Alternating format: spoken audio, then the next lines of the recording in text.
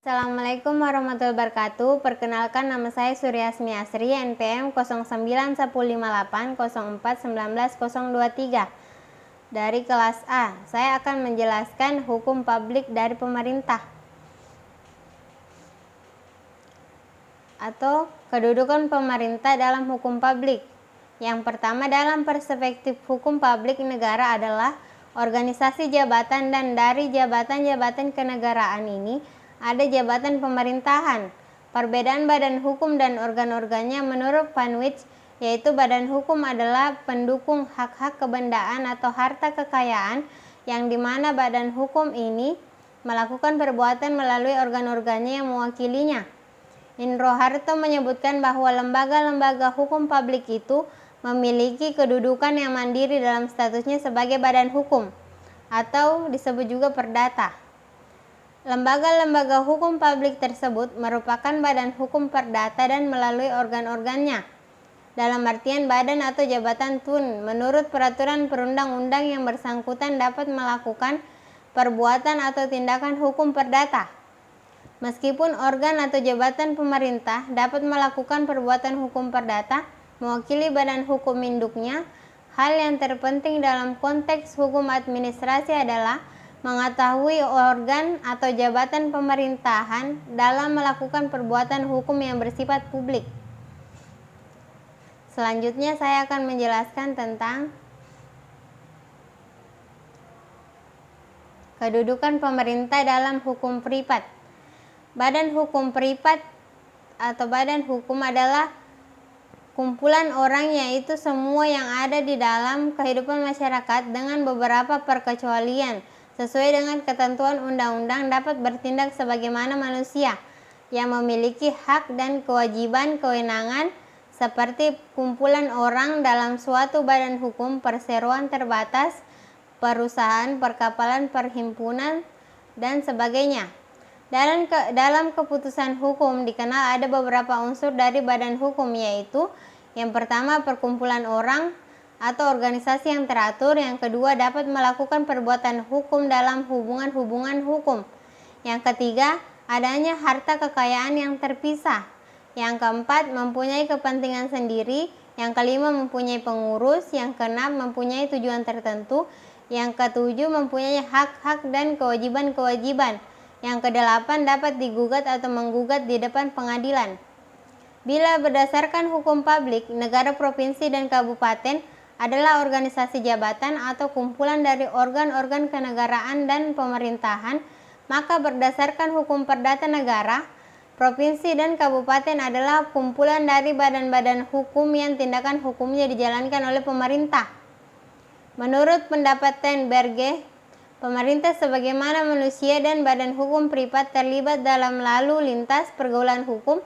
Pemerintah bisa menjual dan membeli, menyewa atau menyewakan, dan lain-lain.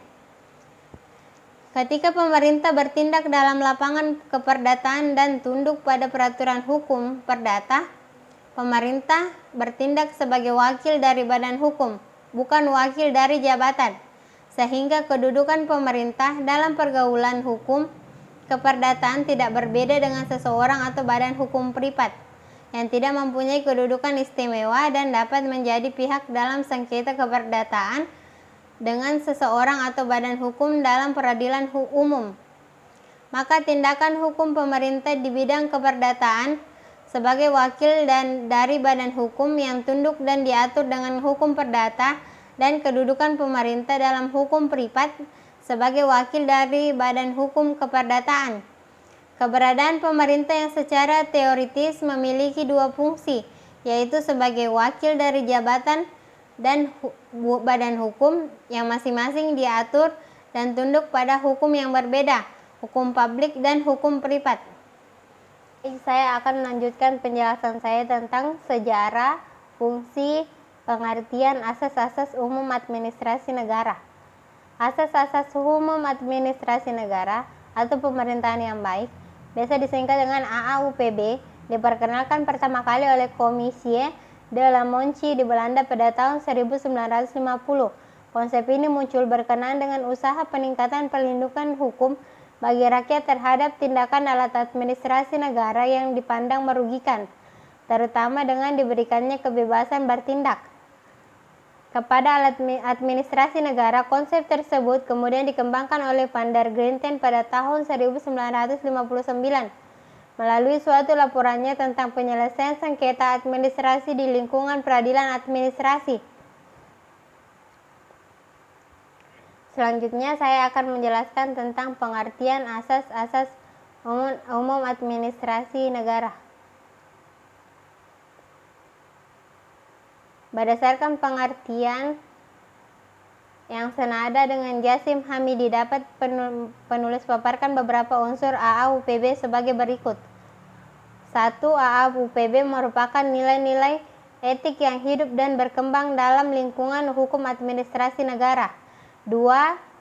AAUPB berfungsi sebagai pegangan bagi pejabat administrasi negara dalam menjalankan fungsinya, merupakan alat uji bagi hakim administrasi dalam menilai tindakan administrasi negara, dan sebagai dasar pengajuan gugatan bagi pihak penggugat.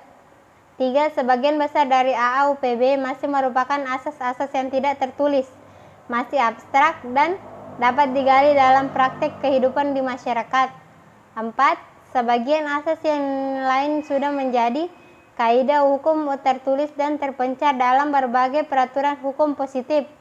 Meskipun sebagian dari asas itu berubah menjadi kaidah hukum tertulis, namun sifatnya tetap sebagai asas hukum. Selanjutnya, fungsi asas-asas umum pemerintahan yang baik atau administrasi negara. Dalam perkembangannya, AAUPB memiliki arti penting dan fungsi sebagai berikut. A. Sebagai pedoman bagi alat administrasi negara dalam melakukan penafsiran dan penerapan terhadap ketentuan-ketentuan perundangan yang bersifat sumir, samar, atau tidak jelas, kecuali itu sekaligus membatasi dan menghindari kemungkinan alat administrasi negara salah mempergunakan phrase Emerson. Dengan demikian, administrasi negara diharapkan terhindar dari perbuatan overreach. B. Sebagai dasar gugatan bagi warga masyarakat untuk memperoleh keadilan jika kepentingannya dirugikan oleh alat administrasi negara sebagai tertera dalam pasal 53 ayat 2 huruf B.